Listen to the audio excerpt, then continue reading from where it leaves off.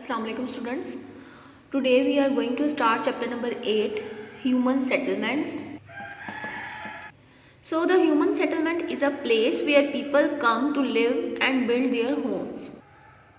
Human settlement ऐसी जगह को कहते हैं जहाँ पे लोग आते हैं, रहते हैं और वहाँ पे अपने घर तामीर करते हैं. ठीक है, तो आज हम इसका सेक्शन 1 देखेंगे पहले जी. तो फर्स्ट सेक्शन है types of settlements. First question is explain briefly how human began settled life.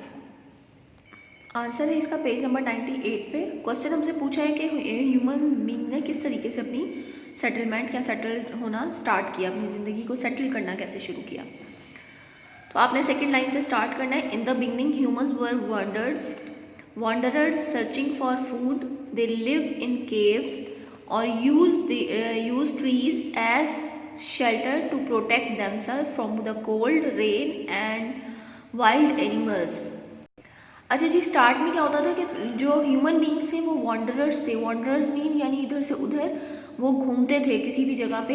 एक जगह सेटलमेंट नहीं थी उनकी. ठीक है, कोई एक जगह पे उनकी पोजीशन नहीं थी, वो इधर से उधर मूव करते रहते थे फॉर सर्चिंग फूड्स.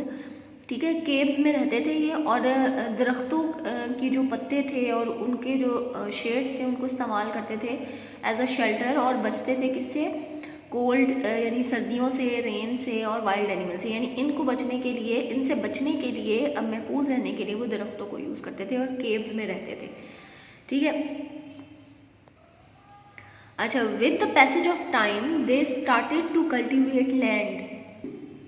लेकिन कुछ टाइम के साथ साथ आहिस्ता आहिस्ता उन्होंने लैंड को कल्टीवेट करना शुरू किया. ठीक है, जब उन्होंने लैंड को कल्टीवेशन उनकी स्टार्ट की, फिर आहिस्ता आहिस्ता उन्होंने बिल्ट हाउस यानी हाउसेस बनाया and live in one place permanently, और फिर वो किसी एक जगह पे परमानेंटली रहने लगे.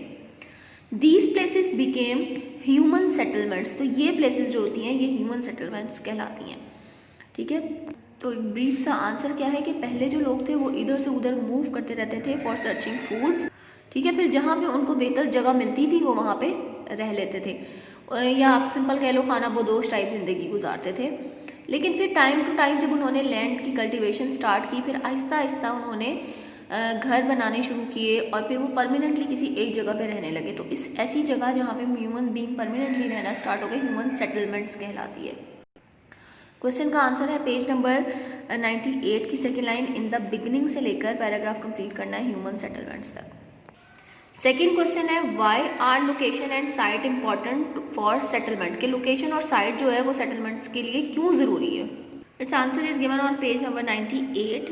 तो ये 2 पैराग्राफ इस क्वेश्चन के आंसर है. फर्स्ट पैराग्राफ में हाँ उन्होंने लोकेशन की इंपॉर्टेंस को डिस्कस किया हुआ, और नेक्स्ट पैराग्राफ में साइट्स को डिस्कस किया हुआ है. तो पहले तो आपको थोड़ा सा लोकेशन और साइट का कॉन्सेप्ट क्लियर होना चाहिए कि ये है क्या.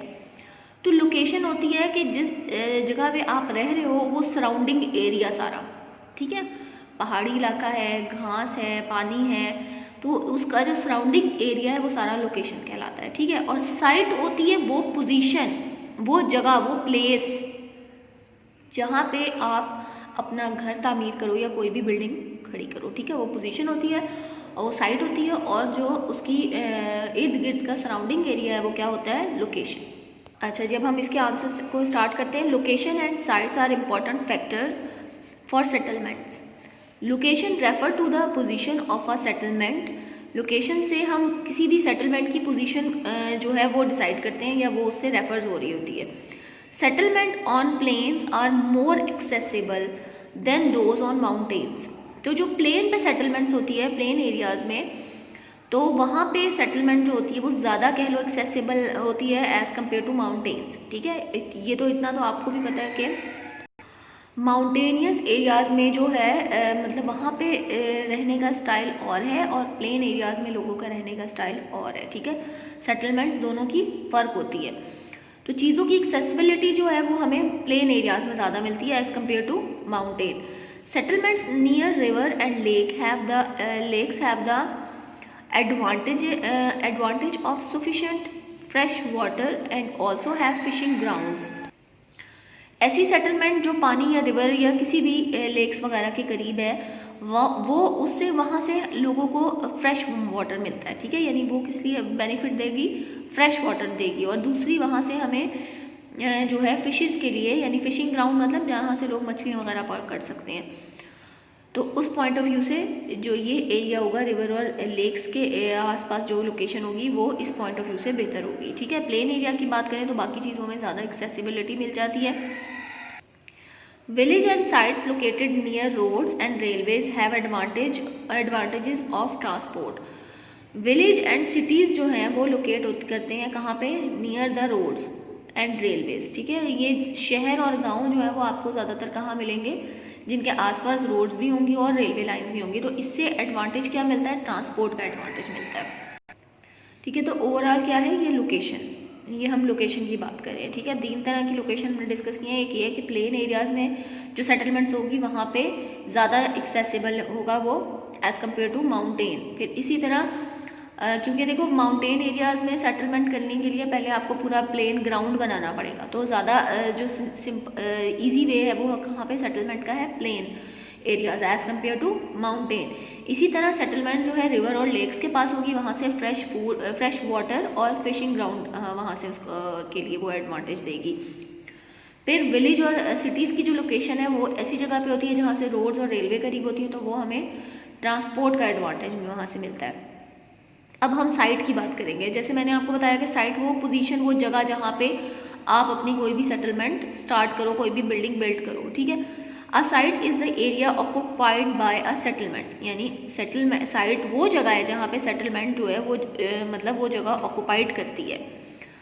The selection of a site for the settlement is very important. Settlement on level ground make building cheaper and easier. Level ground यानी प्लेन एरियाज में जो सेटलमेंट होती है वो चीपर और ईजियर होती है, क्योंकि उधर आपको घर तामीर करने के लिए कोई ज़मीन को प्लेन नहीं करना पड़ता, ठीक है, वो ऑलरेडी प्लेन होती है, तो वहाँ पे घर तामीर करना चीपर भी होता है और ईजियर होता है। Settlement on well drained sites are free from the risk of flooding. और ऐसी जगह जहाँ पे जो पहले से वेल ड्रेन यानी सीवरेज सिस्टम अच्छा है, ठीक है, तो वहाँ पे ये ख़तरा नहीं होता कि इन फ्यूचर वहाँ पे कोई फ्लड वगैरह आएगा, ठीक है। अच्छा, ये जो मैंने आपको भी बताया कि प्लेन एरियाज़ में बिल्डिंग बनाना चीपर और ईजियर है, तो आप अगर नोट करो तो माउंटेनियस एरियाज़ में जो घर बनाए जाते हैं तो वो पहले उस फर्श को, उस जगह को प्लेन करते हैं, ठीक है। तो ये भी एक प्रोसेस होता है, तो इसलिए जो चीपर और ईजियर होता है वो प्लेन ग्राउंड या ग्राउंड लेवल पे रहना होता है। फिर वेल ड्रेन्ड एरियाज़ जो होते हैं वो सेटलमेंट के लिए बहुत अच्छे रहते हैं। साइट ऐसी ज़्यादा रहती है जिधर सीवरेज सिस्टम अच्छा हो, क्योंकि वहाँ फ्यूचर में फ्लड का कोई ख़तरा नहीं होता। Many historic settlements of the past were built on higher ground for defence against invaders. पहले जो थी हिस्ट्री अगर आप लोगों ने देखी भी है, उसके बारे में आपने पढ़ा है कि उन्होंने बड़े बड़े किले तामीर किए थे।